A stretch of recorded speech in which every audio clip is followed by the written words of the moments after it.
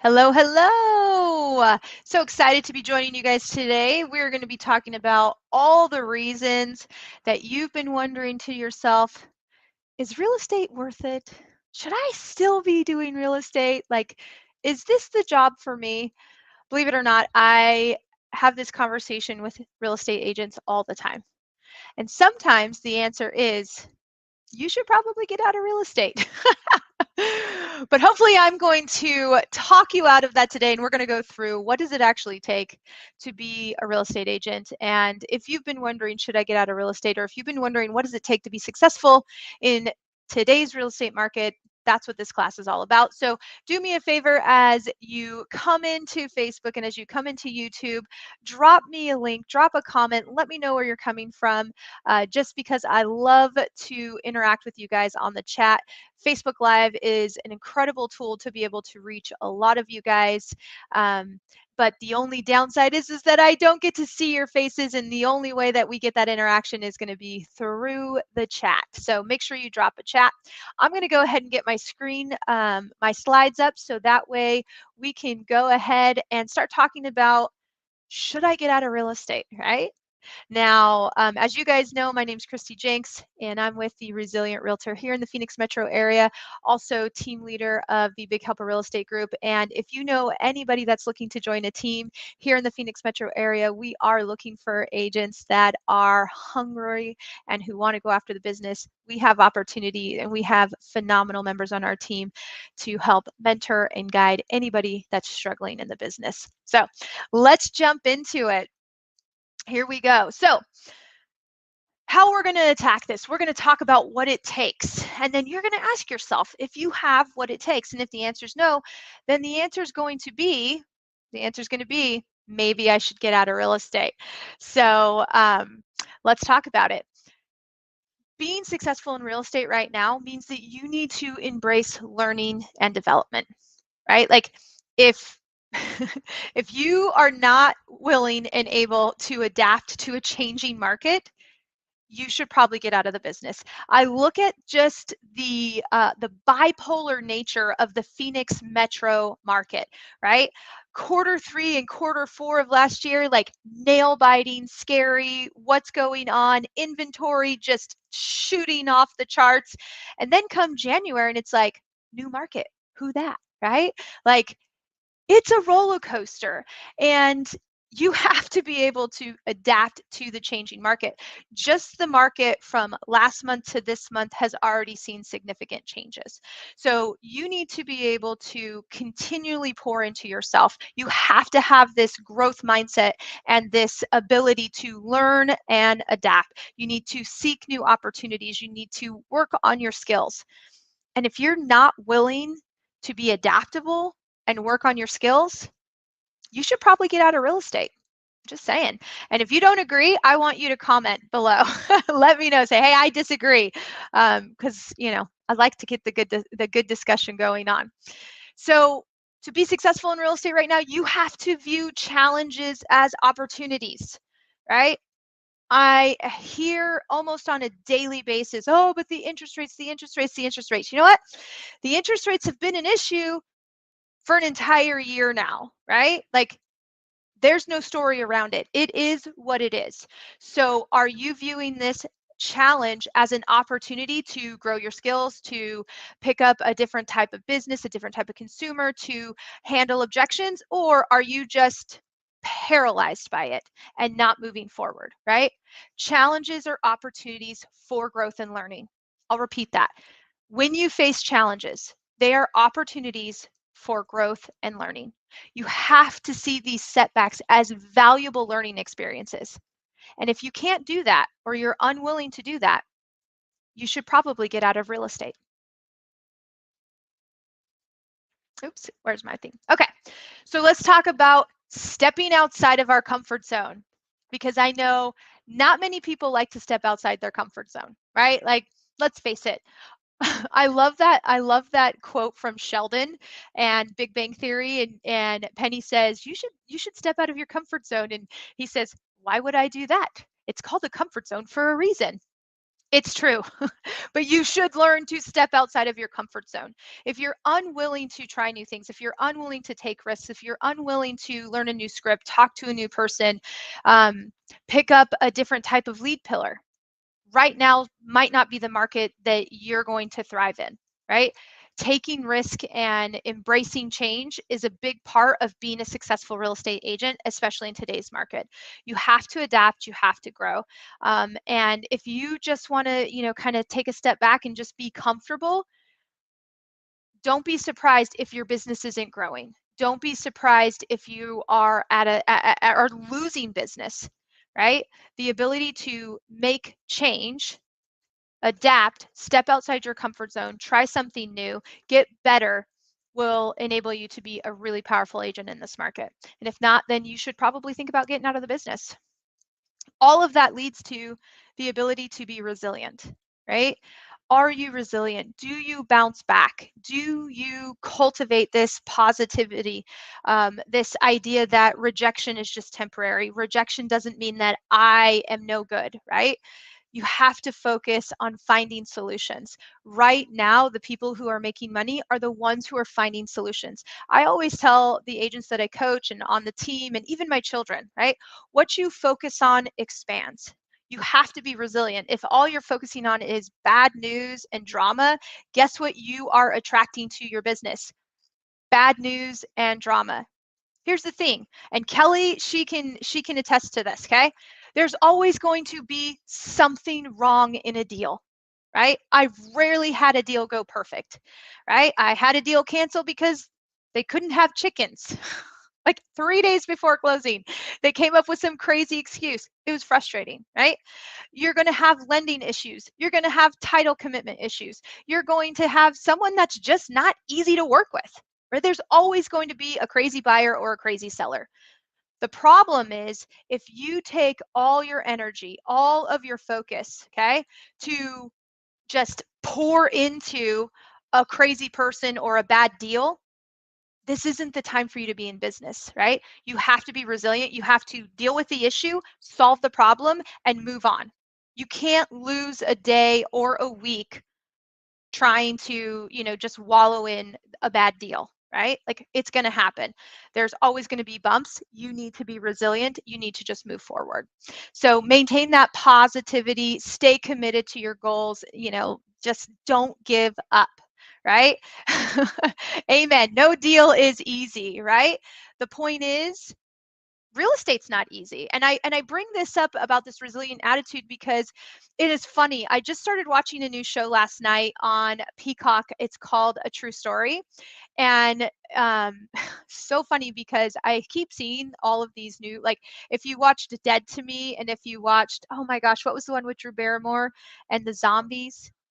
Was Santa Clarita Diet, right? So what is the deal with all these real estate agents in Santa Clarita Diet and Dead to Me? Well, the new show, True Story, she's a real estate agent. And of course they've got her showing this beautiful multi-million-dollar property, and Meryl and I look to each other and they're like, once again, here's another, Netflix story of how easy real estate is. Actually, they're doing a pretty good job showing how it's not easy in the story, but like no deal is going to be easy. There's always going to be a hiccup. You have to be solution oriented, and you cannot just get sucked into a deal and not prospect and not follow up with your other clients.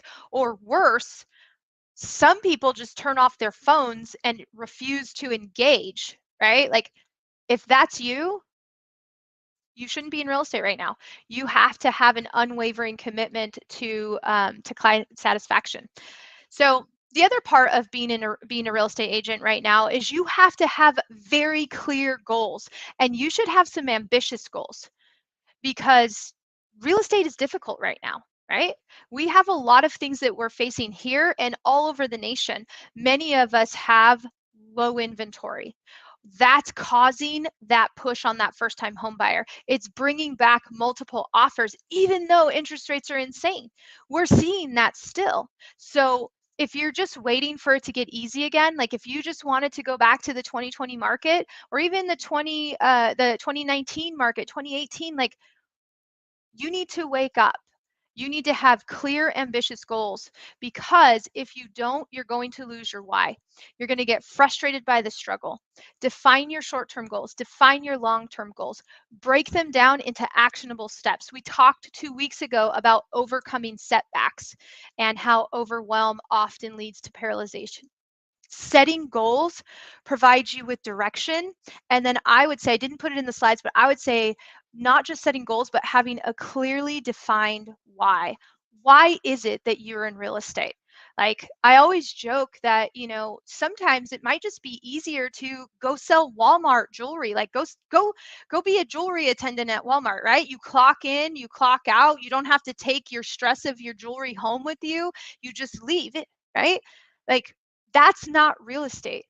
Real estate doesn't stop. You have to have boundaries, but you also have to have clear motivations to why.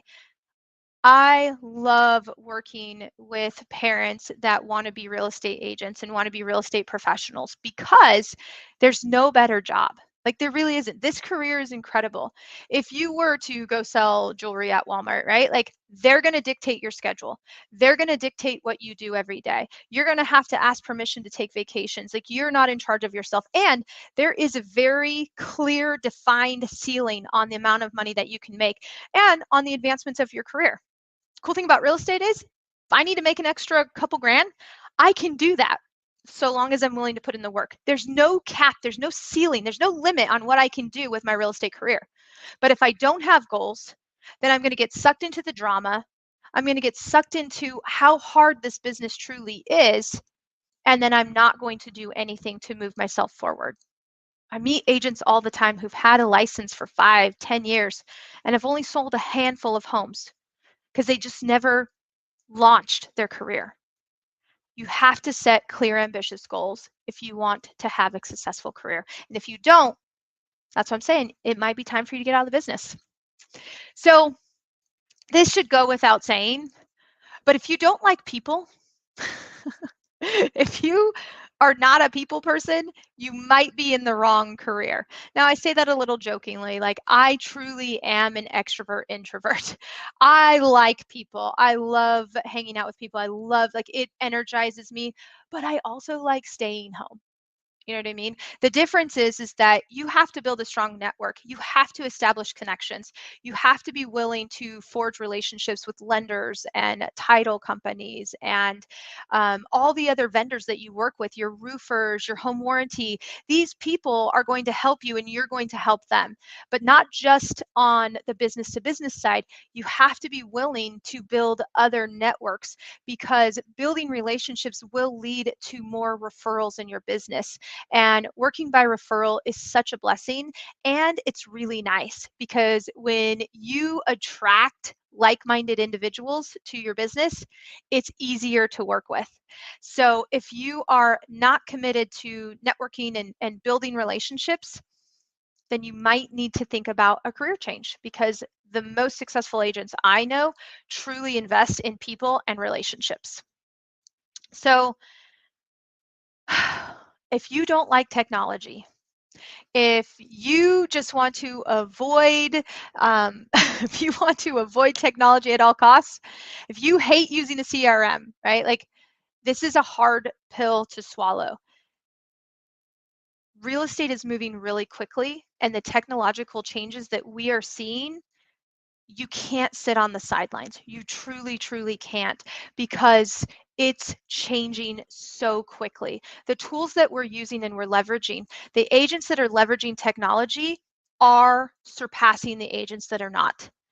And it's absolutely amazing. As you guys know, recently I became AI certified, and just learning these tools has already saved me hours and hours. Preparing this class would have taken me previously 5+ hours. I was able to do it in less than total preparation, 30 minutes, and then 30 minutes of rehearsal. I got back 4 hours.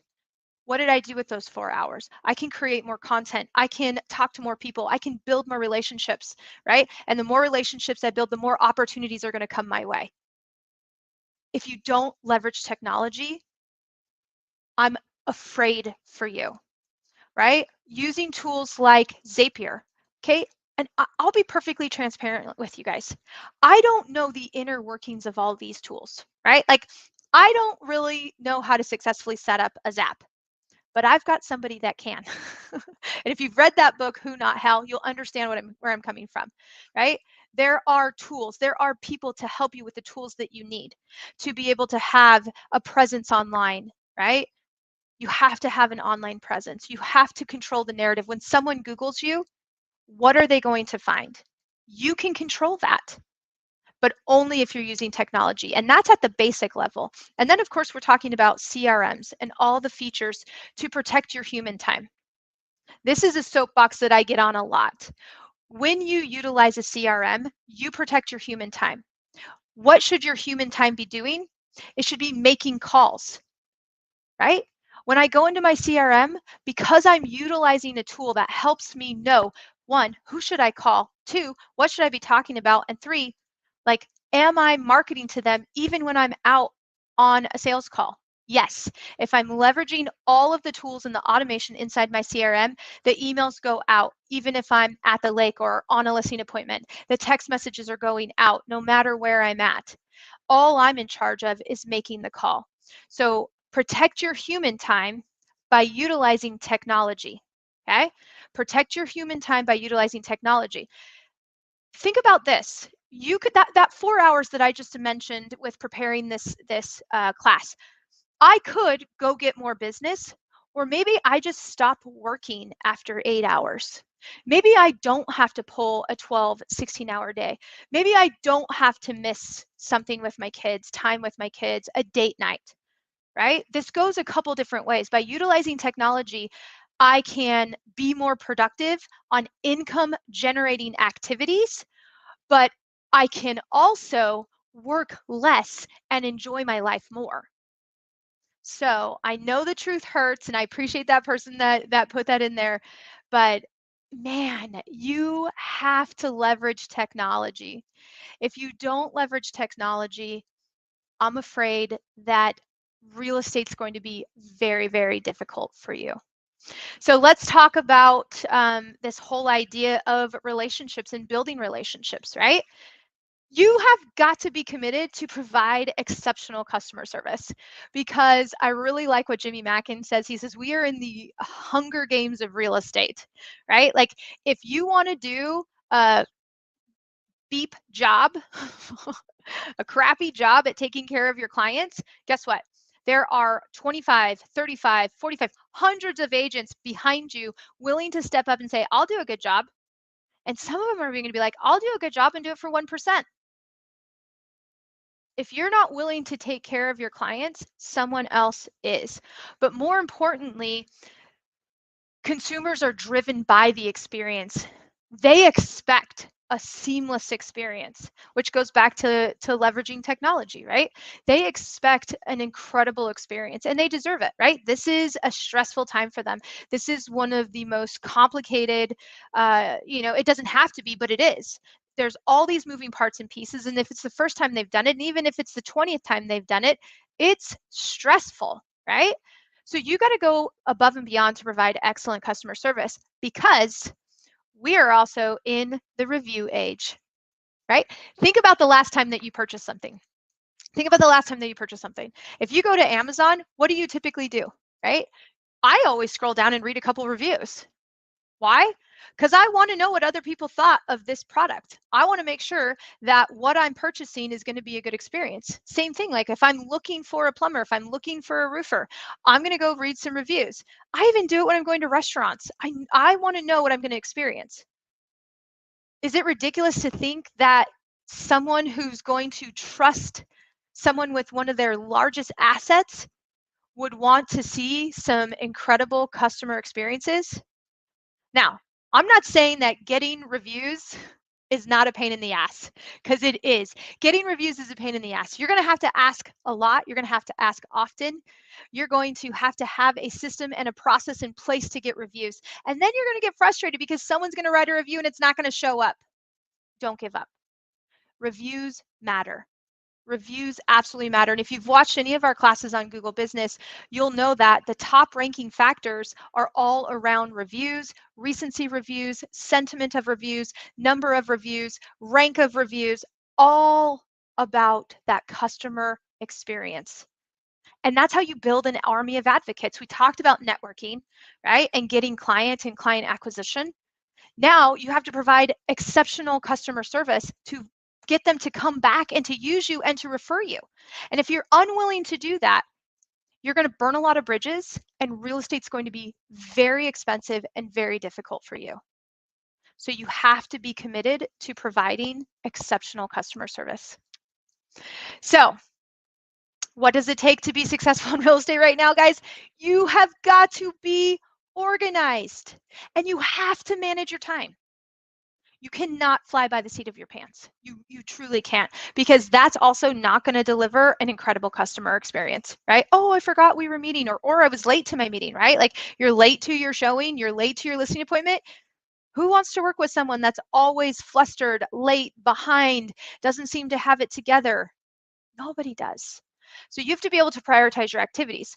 But aside from the client experience, if you're not organized and you're not prioritizing yourself on income producing activities, you are going to experience the roller coaster income experience. And guys, there's no other way to put it. It sucks. It's stressful. Money, no money. Money, no money. Nobody wants to live that way, right? In order to have a steady stream of income, you can't get sucked into your deals and stop prospecting. You cannot get sucked into your deals and stop prospecting. You have to carve out time every single day to build and nurture your pipeline. That is the only way to avoid roller coaster income. So you've got to develop organizational skills, and you have to be disciplined. If you're not disciplined, you should get out of real estate. Like, there's no nice way to say this, right? Oh, it's great to be your own boss, and it's great to create your own schedule. And I agree with that. It is great to be your own boss, and it's phenomenal to be your own, create your own schedule. But you also have to be disciplined to know that you have to work, because you're not going to get paid if you don't work. Real estate is work. So you have to have a schedule. You have to have a calendar. I mean, I'm obviously more inclined to go with a digital version, but if you're paper, have a paper version, live by it, strap it to your body, never leave the home without it. But you have to have a calendar. You have to have a schedule. You need to consider time blocking. And of course, make sure you're actually putting in the work. Otherwise, you'll have roller coaster income. Now, we talked a little bit about this resilient mindset and overcoming difficulties and challenges. Right now, you're navigating shifting markets. Seek mentorship and guidance, right?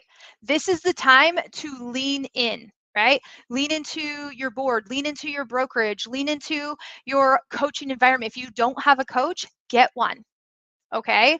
Like, don't do this by yourself. Have someone call you out, right? Have someone say, hey, doesn't seem like you're putting in the work that you should. I'm a little concerned about you. Right? Join a mastermind. Figure out a way. I'm glad that you're here at the Resilient Realtor. This is what we do. Every 2 weeks, we are here learning from each other, masterminding, right? You don't have to do it alone. You can absolutely fast track your career or steamroll it by trying to do it all by yourself. So don't be too proud to get mentorship and guidance. And specifically, I would be looking for feedback, like constructive criticism. It is awkward and hard. This past week, I was reviewing video of one-on-one. So a sales manager doing one-on-one with her sales team. And I mean, I told her, I said, you know what, bravo. Thank you for sending these over to me, because I know it's scary to have someone watch a video and then give you criticism, right? Like, even if it's constructive. And she was so growth mindset. She said, I hear what you're saying. I've already started implementing, and I've already seen change. That's the kind of person you need to be in real estate. That growth mindset and seeking the feedback and saying, I know I can get better. I know that I can learn, right? I've never sold real estate in a 6% interest rate environment. Well, buck up, Buttercup, it's time to learn, right? You don't have to do it alone. But if you just put your blinders on and you're not open to feedback and you think you know everything, it's going to be very difficult for you. So let's talk about what it takes, right? Let's narrow it down to everything it takes to be in real estate. So I want you to ask yourself the question, should I be in real estate? If you can embrace a growth mindset and are willing to set clear goals, measurable, and I would even say ambitious goals. If you want to invest in your personal development and build strong networks, leveraging technology to be efficient, and are 1,000% committed to the client experience, you're organized, you keep a schedule, and you get help when you need it, you will be resilient and you can absolutely stay in the business. Now, I will also say in conclusion that maybe you're missing one or two of those. You don't have to get out of the business. Just recognize it, right? This is where you call yourself out. This is where you say, okay, I am struggling. I am struggling with time management. Who can I go to get help with time management, right? Don't ignore where you're struggling in the business. Get mentorship, get help, set new goals, and go after it. So I want to give a couple minutes for Q&A. We've got several people here online. I know Bonnie's still with us. What are you guys struggling with right now? How can I pour back into you? Put it into the chat. I can see the chat. So put it into the chat and let me know. We've got 5 minutes. I'd love to be able to answer any questions that you guys have at this time. Is everything just going great? No hiccups, no issues?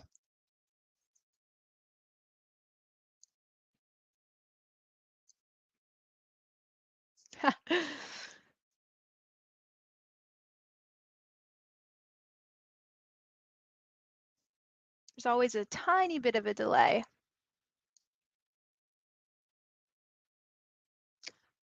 What scheduling tool do you recommend? Okay, so, and Bonnie also has a question about time management. Bonnie says always tech and always time management. So when it comes to scheduling tools, I'm a massive fan of Google. Google integrates with so many different systems, right? If you're using Follow Up Boss, it integrates with Follow Up Boss and you can sync your calendar. Google integrates with a lot of different pieces and it's super easy. They're always developing the tech. So personally, I invest my calendaring into just one system and it's Google. So Meryl has a Google Calendar. I have a Google Calendar. We run the team off of Google. In fact, when people come to the team, we say we are a Google team. Now, if you're a Microsoft team, awesome, right? That means Outlook and you're just in that system. So what I would say, big mistake is don't have two different calendaring systems. Don't be Office, Microsoft and Google. You need to figure out what your calendaring system is and go all in. I used to have a Franklin-Covey planner. I mean, I don't even know if they still sell Franklin-Covey planners, but I was a big Franklin-Covey nerd for almost 20 years. And to pull me away from my paper planner was a big deal. It was a really, really big deal. And I was super uncomfortable until I embraced technology. But you got to remember, when I had my Franklin planner, I also had a flip phone. And then I had a BlackBerry. And then I got an Android, right? And then I went to the iPhone. So the progression of technology made it easier for me to drop my paper calendar because Google Calendar got better and the apps on my phone and on my computer, they all sync together. So no matter where I'm at, I don't leave the house without my phone. If I leave the house without my phone, it's a mistake. And it's almost like you leave the house naked. You feel it right away. You'll turn around and go back to get your phone because you can't even access a house without your phone, right? So I would just say, look at a couple different ones. They're all going to be amazing, but pick one, go all in, and really learn to utilize the tools. Learn it on your phone, learn it on your other tablet device, learn it on your computer, have it installed in all those locations, and really start to get into the practice of looking at your calendar in the morning and at night, bookending your day so that you can really start following a schedule.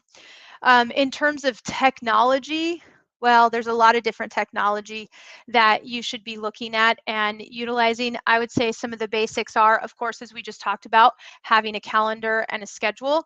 After that, I would be looking at a way to organize your clients. So looking at some form of a client relations management software or a CRM. There's a lot of different ones out there. Some are pretty inexpensive. Some are pretty expensive. It depends on what you want them to do. But you can't operate from memory at a high level. So you need to have a way to manage your clients and manage your follow-up. You could put all of your clients in an Excel file, yes. And here's the limitation to that. I talked about protecting your human time. If I'm just managing all of my clients in an Excel sheet or like a Google sheet, my Google Sheet can't send an email for me. It can't set a reminder for me. It can't send a text message for me. It can't send homes to my client for me, right?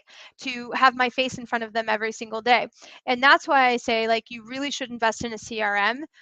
There's plenty of options and all budget friendly, options, but having a CRM will protect your human time and can lead nurture and lead follow-up, and then also just remind you of who you should be calling. And it's one place for all of your notes about each client.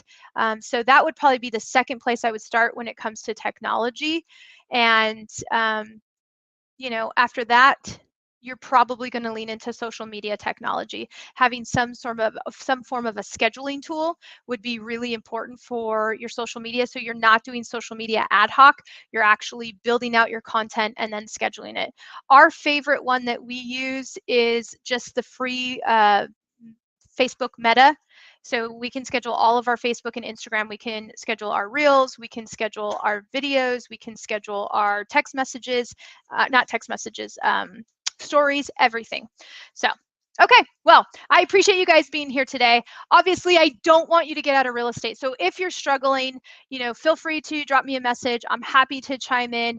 And at the end of the day, I love what James Clear says. He says, just focus on getting 1% better, right? Just get 1% better. What can you do today to help your future self? Thanks so much, guys. Have a fantastic weekend and go help some people and sell some homes.